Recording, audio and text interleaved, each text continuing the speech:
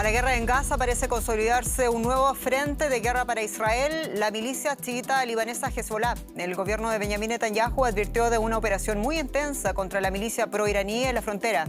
Vamos en breve por más detalles hasta Tel Aviv. Soy Jenny Pérez aquí en Berlín. Destacamos. Escalan las tensiones entre Hezbollah e Israel. Una serie de ataques de la milicia chiita hacia territorio israelí amenazan con una inminente respuesta militar. El gobierno decidió llamar a más de 50.000 reservistas adicionales. La orden ejecutiva de Joe Biden para frenar la migración indeseada hacia los Estados Unidos amenaza con empeorar la crisis en la frontera binacional. Sobre una posible judicialización de la medida hablaremos en esta edición de Noticias. Y en El Salvador veremos cómo la condena por feminicidio de un ex miembro del cuerpo policial reaviva el debate sobre el feminicidio, el sicariato y la criminalidad dentro de la Policía Nacional. Tenemos la historia.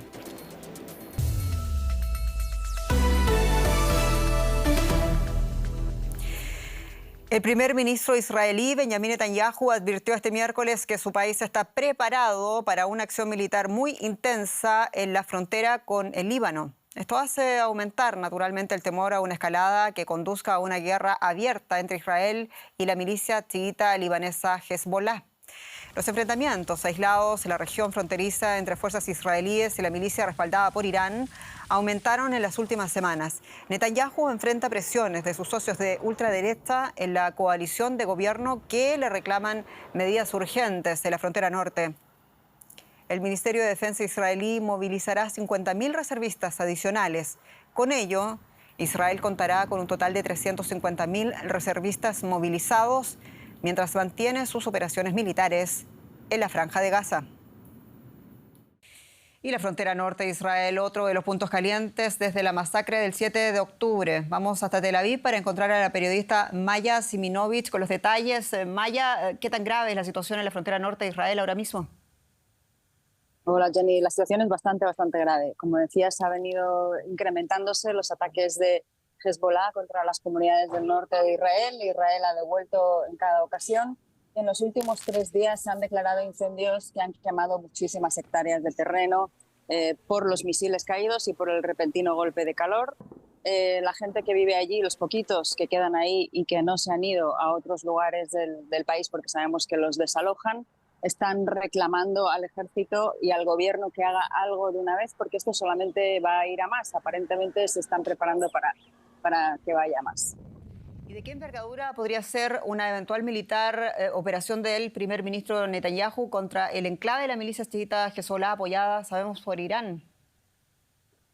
Bueno, es difícil determinarlo porque además no es el enclave solamente de Hezbollah. Hezbollah se encuentra diseminado por todo el Líbano. Es una organización terrorista que tiene subyugado también al gobierno del Líbano, como sabemos, de hace muchos años. Entonces, si Israel va a devolver el golpe, por ejemplo, hoy ha habido un incidente muy grave considerado en Israel. Un dron suicida ha estallado en una comunidad drusa, a 4 kilómetros de distancia de la frontera con el Líbano. Hay 11 heridos, uno de ellos agonizante, 2 graves. Son muy malas noticias. Si Israel responde, pues va a responder tratando de matar a comandantes y también destruyendo arsenal militar de Hezbollah, que sabemos que es enorme. Pero ese podría no quedarse allí, podría irse también a Beirut, donde también sabemos que Hezbollah acumula material militar, como si recuerdan el estallido de un arsenal militar de Hezbollah en el puerto de Beirut, que hace unos años acabó con la vida de cientos de personas. Con lo cual podría ser amplio. Ya todo esto de la respuesta militar que mencionas, el gobierno ha llamado a decenas de miles de reservistas adicionales. ¿Puede el ejército israelí pelear efectivamente en 2 frentes? Hoy la noticia del ejército ha sido que estos 50.000 reservistas extras que han llamado ha sido para Rafah, en Gaza. No ha sido preparándose para un posible ataque en el norte. Pero Netanyahu está diciendo las dos cosas. Que Israel está preparado por un ataque contundente en el norte, pero que también está dispuesto a arreglar las cosas y salvar la vida a los convecinos que viven en el norte de otras maneras. Por lo tanto, está dejando la vía diplomática abierta también, porque el ejército sí que dice de manera sutil que una contienda en el norte solo podrá ser después de Rafah. Otra escalada, una muy mala noticia. Muchas gracias, Maya Siminovich. Gracias. Gracias. Y miles de israelíes, incluidos numerosos ultranacionalistas, han llenado las calles de Jerusalén para llevar a cabo un controvertido desfile conocido como Marcha de la Bandera. La reunión anual celebra el aniversario de la unificación de la ciudad de Jerusalén en la Guerra de los 6 días del año 1967 y este año ha tenido lugar pese a la guerra en Gaza contra el grupo terrorista palestino Hamas. Una multitud se reunió en la puerta de Damasco antes de continuar por la ruta tradicional a través del barrio musulmán en dirección al Muro de las Lamentaciones. Unos 800 extremistas judíos irrumpieron en la explanada de las mezquitas con banderas israelíes y corearon "muerte a los árabes" y consignas antiislámicas, lo que provocó enfrentamientos con la policía.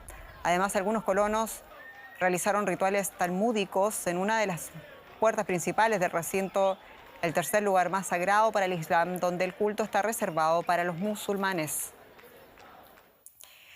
Y mientras Israel sigue bombardeando posiciones de Hamas en la franja de Gaza, el alto comisionado de las Naciones Unidas para los Derechos Humanos, Volker Turk, pidió el fin de la violencia en la Cisjordania ocupada y dijo que era inconcebible que más de 500 palestinos hayan muerto allí desde el 7 de octubre. En casi 8 meses, el organismo reporta al menos 522 palestinos muertos en Cisjordania, incluido Jerusalén Oriental.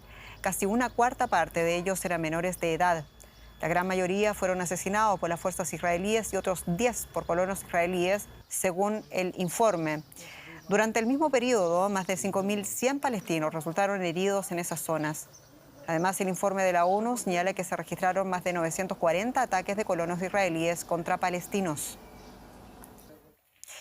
En otras noticias, el presidente en funciones de México, Andrés Manuel López Obrador, pidió este miércoles a Estados Unidos que retorne a los migrantes directamente a sus países de procedencia y no a México. Eso después de que Washington endureciera su política migratoria. La nueva orden permite desde este martes a las autoridades estadounidenses deportar de forma express a los migrantes que no superen estrictos estándares de asilo, cuando se supere la cifra de 2.500 detenciones diarias en la frontera durante un promedio de 7 días. Biden anunció esta medida, una de las más duras de su mandato, a 5 meses de las elecciones presidenciales en las que el demócrata competirá contra el exmandatario Donald Trump. Y para los críticos, el presidente Biden termina básicamente refrendando una de las políticas migratorias de Donald Trump y por eso queremos ampliar con el analista Ariel Ruiz, experto en políticas migratorias. Señor Ruiz, bienvenido. La orden ejecutiva del presidente Biden ocurre en paralelo con reportes de empeoramiento de la situación en la frontera binacional con México. ¿Qué impacto proyecta usted? Bueno, en el corto plazo creo que es muy posible, como se mencionó en el reportaje, que este reglamento va a ser bloqueado por un tribunal en Estados Unidos por migración. Pero aún si llega a ser implementada en el corto plazo este reglamento, lo que ocurriría sería que algunas personas que lleguen después de que se llegue ese límite de 2.500 personas entre puertos de entrada, empezarían a ser rechazadas en su proceso de asilo.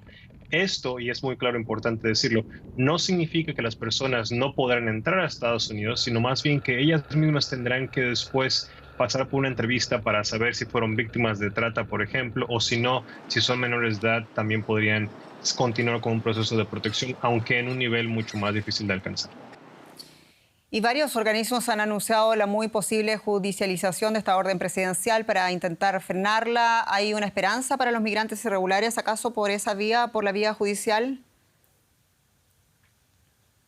Parece que sí. Lo que hemos visto con este tipo de reglas anteriores es que los tribunales han dado ya un precedente importante en decir que el presidente solamente puede llegar hasta cierto nivel para poder detener este tipo de normativas. En particular, lo referente aquí es cuáles son los requisitos internacionales que Estados Unidos debe de cumplir y si este reglamento no los hace o los prohíbe, entonces cómo se podrán hacer. Aquí cabe mencionar también el rol de México en este caso, es muy importante. Aún si Estados Unidos quiere rechazar a más personas que llegan a la frontera, si México no las recibe, de todos modos Estados Unidos tendrá que, si no, continuar deteniéndolas en Estados Unidos o encontrar alguna otra manera de regresarlas a su país de origen, lo que ha sido muy difícil en el pasado. para estas personas. El gobierno de Estados Unidos recibe por todas partes muchas críticas y aquí la pregunta, sabemos que este país, Estados Unidos, tiene un grave problema migratorio y que esta crisis amenaza también con cambiar la fisonomía política de Estados Unidos, que va a elecciones este año. ¿No tiene después de todo un gobierno, un presidente, el deber de tratar de enfrentar una crisis de estas características con todas las herramientas que tiene disponibles? Claro, y pienso que eso es lo que ha buscado hacer la administración del presidente Biden, en buscar un compromiso en qué tipo de leyes o reglamentos puede hacer el presidente sin acción legislativa. Lo que no hemos mencionado hasta ahora es la ausencia del Congreso de Estados Unidos en implementar muchas diferentes recomendaciones de tipo de ley para poder mejorar no solamente cómo llegan los migrantes a la frontera de Estados Unidos y México, pero también cómo se les puede otorgar una protección más rápida para que esas personas tengan la menor posibilidad de que sean rechazadas, pero también para que esas personas que ocupan y buscan protección se les pueda dar más rápido que antes. Ariel Ruiz, muchas gracias por esta entrevista. Gracias a ustedes. Y más noticias, una corte penal de El Salvador condenó el martes al exmiembro de un cuerpo policial de élite, Juan José Castillo Arévalo, por el feminicidio en 2017 de una de sus compañeras, la agente Carla Ayala Castillo, que está prófugo y había sido condenado anteriormente por otros 2 homicidios cuando pertenecía a un grupo dedicado al sicariato. Otros 2 agentes del mismo grupo recibieron penas menores por este caso y el ex jefe del equipo fue absuelto. Pero la policía fue sentenciada a pagar $50.000 y a pedir disculpas públicas por este caso que ha conmocionado a la opinión pública en El Salvador. Esta es la calle donde vieron por última vez con vida a Carla Ayala. La joven agente de la policía salvadoreña pertenecía a un antiguo equipo de élite. Ayala fue asesinada al salir de una fiesta navideña en 2017. Su cuerpo fue encontrado un año después en un terreno de la familia de Castillo. El exdirector de Derechos Humanos de la UCA recuerda cómo ocurrió todo. Ella sale acompañada de 3 policías que la llevan en carro hacia su casa y por el camino uno de los policías quiere abusar de ella se defiende y el policía la mata.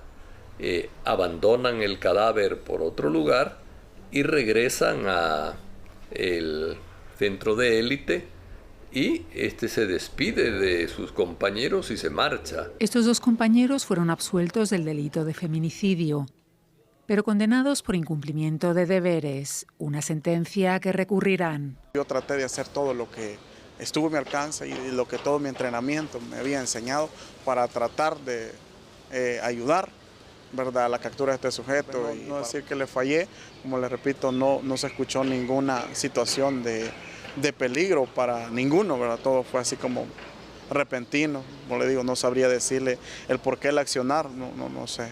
Las organizaciones de derechos humanos mostraron su rechazo a esta sentencia. Nos sentimos indignados por el tratamiento que le han dado a este caso, un caso, ¿verdad?, que conmocionó a todo un país. O sea, nos presenta el asesinato de una mujer en medio de agentes de seguridad, de una institución que no hemos escuchado un pronunciamiento firme y un compromiso incluso de la Fiscalía. El Salvador fue en 2022 el tercer país junto con Uruguay con la tasa más alta de feminicidios en América Latina, según la CEPAL. Desde entonces, las autoridades del país no han proporcionado nuevas cifras. Entonces, históricamente pareciera que la vida de las mujeres, los cuerpos feminizados, no importan en El Salvador, y lo que vemos ahora mismo es reflejo de eso, ¿verdad? La falta de datos es reflejo también de estos discursos y de estas prácticas también que son patriarcales, que son misóginas y que son también fundamentalistas. Pese a la caída de la delincuencia, las salvadoreñas siguen sin estar seguras. Buscamos la postura del gobierno de El Salvador para conocer cuáles son las cifras oficiales más recientes sobre los feminicidios. Sin embargo, al cierre de esta nota no hubo respuesta. Bueno, vamos ahora mismo a hablar de economía, temas distintos, y lo hacemos con mi colega Rosa Casals. Muy bienvenida. ¿Qué tal, Jenny? Un tema recurrente, lamentablemente, en Argentina, y es que más de la mitad de la población son pobres actualmente. Según una encuesta de la Universidad Católica, la tasa de pobreza ascendió a 55,5% de la población en el primer trimestre. Son 10 puntos más que en el tercer trimestre de 2023. Quienes ingresaron en la franja más vulnerable no pueden acceder a alimentos básicos. La inseguridad alimentaria afecta al 20% de los hogares. Voluntarios de la ONG Amigos en el Camino se preparan para ayudar una noche más en Buenos Aires. Sopa y productos de higiene para los sin techo, que cada vez son más numerosos. En la capital argentina hay más de 4.000 indigentes, un 15% más que hace un año, según las autoridades municipales. Pero la asociación no solo se ocupa de los sin techo, sino también de personas como Francisco. Yo soy un tipo que laburo, pero no llegás a fin de mes con la plata. Y la verdad que los gobernantes no se están acordando mucho de la gente de la clase media para abajo. Porque vos fíjate, yo pagaba 1.100 pesos de luz en el mes de noviembre, hoy pago 12.000. O sea, aumentó 1.000 por 1.000. El agua pasa lo mismo. Con los impuestos está pasando lo mismo. Cada vez más argentinos deben decidir si gastar su dinero en el alquiler o en comida. El 18% de la población tiene que elegir entre una de las dos cosas, según la Universidad Católica Argentina. La gente es muy variada. Viene gente del barrio que necesita tomarse algo, merendar. También viene gente que pasa con un vehículo, un taxista que para también, porque nos comenta que antes podía y ahora no puede gastar dinero en eso. La ayuda a miles de comedores sociales se congeló cuando el ultraliberal Javier Milei asumió el cargo en diciembre y se propuso atajar la corrupción en el sistema social. Como consecuencia, miles de kilos de leche en polvo quedaron retenidos durante varios meses en almacenes gubernamentales. Todo un escándalo, ya que la fecha de caducidad está a punto de cumplirse. Ahora es el ejército el que reparte los alimentos a los más necesitados. Y vamos a ampliar detalles con nuestro compañero, el economista Alejandro Rebosio, en Buenos Aires. Alejandro, ¿qué tal? Muy buenas. La pobreza alcanzó el nivel más alto en 20 años en Argentina. ¿Por qué no deja de aumentar desde que asumió el presidente? ¿Y cuáles son las propuestas de Milei para acabar con este, digamos, problema estructural del país? La pobreza ha aumentado porque inicialmente, en el mes de diciembre, hubo una fuerte devaluación del peso y que impulsó la inflación, que ya era alta, pero ahora está en este momento en 289% anual. Después la inflación, después de diciembre, fue bajando la inflación mensual, pero todavía sigue siendo alta y además los salarios no han aumentado a la par de la inflación, por lo tanto se ha perdido poder de compra. Además, esa devaluación inicial ha provocado una caída del consumo y una caída de la actividad económica, y esa caída de la actividad económica ha llevado a despidos en las empresas privadas, que se suman a los despidos que adopta el gobierno en el sector público para hacer su ajuste fiscal para reducir la inflación. En definitiva, todo eso ha llevado a un aumento de la pobreza. El gobierno lo trata de contrarrestar, ¿cómo? Bajando la inflación, con ese fuerte ajuste fiscal y planeando desregulaciones para a futuro alentar una recuperación de la actividad económica. Mientras tanto, aumenta así el subsidio a algunas familias para atender sobre todo la emergencia alimentaria. Bueno, y hablando de despidos, Alejandro Milei anticipó hoy un despido de 50.000 funcionarios más y amenazó con vetos si la oposición rompe el equilibrio fiscal. ¿Nos puedes explicar un poco mejor a qué se refiere el presidente?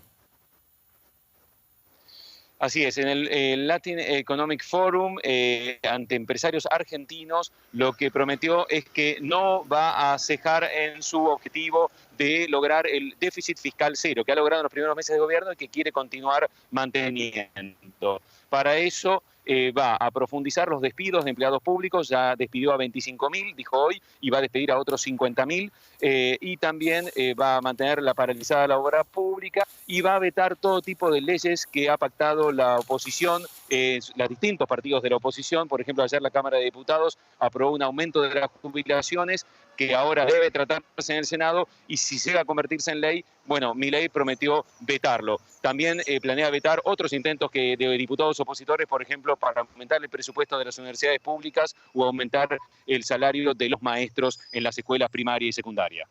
Muchísimas gracias, Alejandro, por estos detalles. Gracias a ustedes. Tras las históricas inundaciones en el estado de Río Grande do Sul, en el extremo sur de Brasil, que dejaron más de 170 muertos y casi 600.000 desplazados, se están evaluando ahora las pérdidas. El aeropuerto de Porto Alegre es una de las infraestructuras más golpeadas. Se enfrenta a pérdidas millonarias después de que el agua convirtiera sus pistas en un gran lago, dejando la terminal inhabilitada para los viajeros. Instalaciones como escaleras, cintas transportadoras, ascensores y máquinas de rayos X no funcionan. Cerrado desde hace un mes, las autoridades gubernamentales han recomendado que no se reabra el aeropuerto hasta Navidad. Y vamos con más temas, Jenny. Con más temas que preocupan, Rosa. Decenas de manifestantes salieron a las calles de Quito para exigir que se eliminen las más de 400 antorchas de gas de la industria petrolera conocidas en el país como mecheros. Denuncian ellos que afectan gravemente a la salud y a la vida de las comunidades del Amazonas y exigen el cumplimiento de lo que determinó la Corte Constitucional del país en una sentencia de 2021, cuando sentenció que este quema de gas constituía una vulneración del derecho de la población a la salud y a un medio ambiente sano.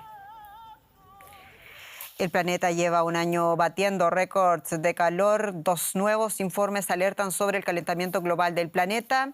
Y según Copernicus, el Observatorio Europeo sobre el Cambio Climático, el mes de mayo fue el más caluroso jamás registrado y ya van 12 meses consecutivos marcando récords. Por su parte, la Agencia Meteorológica de la ONU afirma que hay un 80% de probabilidades de que la temperatura promedio mundial supere en los próximos 5 años el límite de 1,5 grados que se acordó no rebasar en el Acuerdo de París. El secretario general de la ONU, Antonio Guterres, pidió un impuesto extraordinario sobre los beneficios de las empresas de combustibles fósiles para destinarlo a combatir el cambio climático. Escuchemos. El cambio climático es la madre de todos los impuestos encubiertos que pagan los ciudadanos y los países y comunidades vulnerables. Mientras tanto, los padrinos del caos climático, la industria de combustibles fósiles, obtienen beneficios récord y disfrutan de billones que reciben de subvenciones financiadas por los contribuyentes. No podemos aceptar un futuro en el que los ricos están protegidos en una burbuja de aire acondicionado mientras el resto de la humanidad se ve azotada por un clima letal.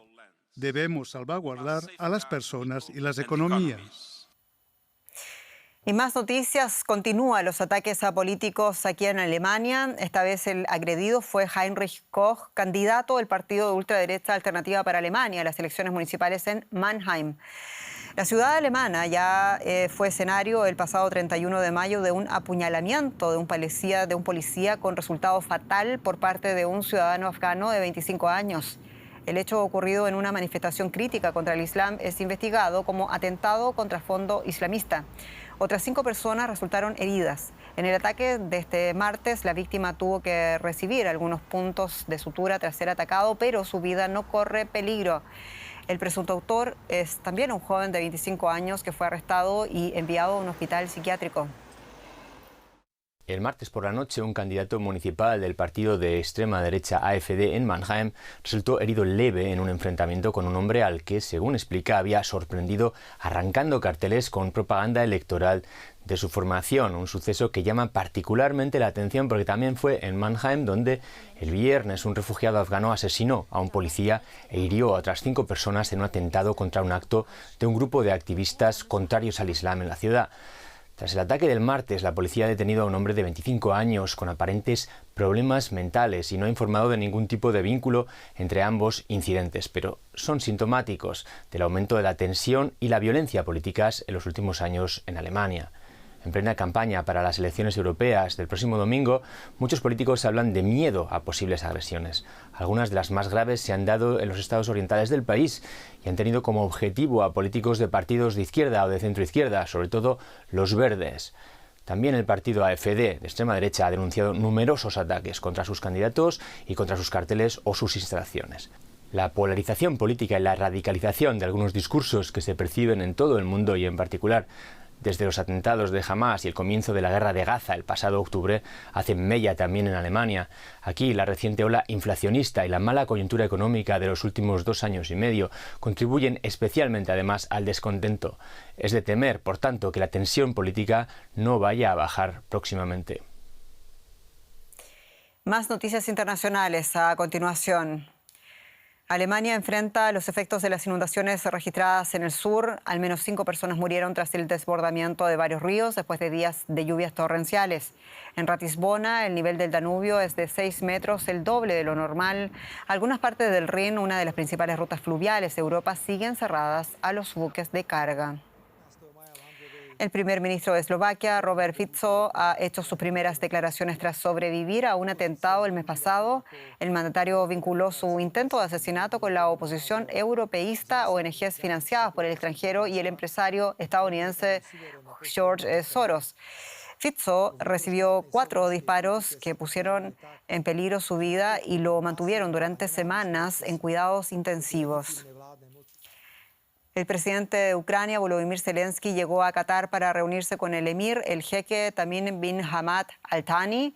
Está previsto que las conversaciones se centren, entre otros, en el retorno de los cerca de 20.000 niños ucranianos que, según Kiev, han sido deportados por Rusia en los territorios ocupados. Qatar ha mediado en repetidas ocasiones entre ambos estados para lograr su devolución. Yulia Navalnaya, ganadora del Premio a la Libertad de Expresión de Deutsche Welle, recogió el galardón en una ceremonia celebrada aquí en Berlín. La viuda del líder opositor ruso Alexei Navalny afirmó que su fundación contra la corrupción continuará trabajando a pesar de la muerte de su marido. Navalny perdió la vida en circunstancias nunca aclaradas en una prisión en Siberia a principios de este año. El premio reconoce la labor de periodistas y de defensores de los derechos humanos en todo el mundo. El gigante Boeing ha logrado despegar con éxito su primera nave espacial tripulada, un hito para el fabricante de aviones.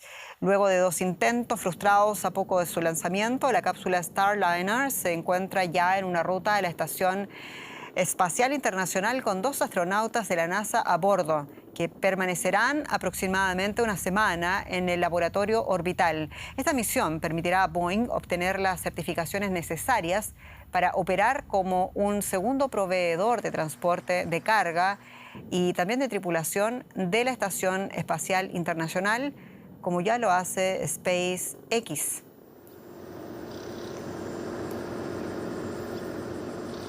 Otros tiempos, tiempo para una nueva carrera espacial. Con esto nos despedimos. Soy Jenny Pérez, ha sido un gusto acompañarlos. Hasta pronto.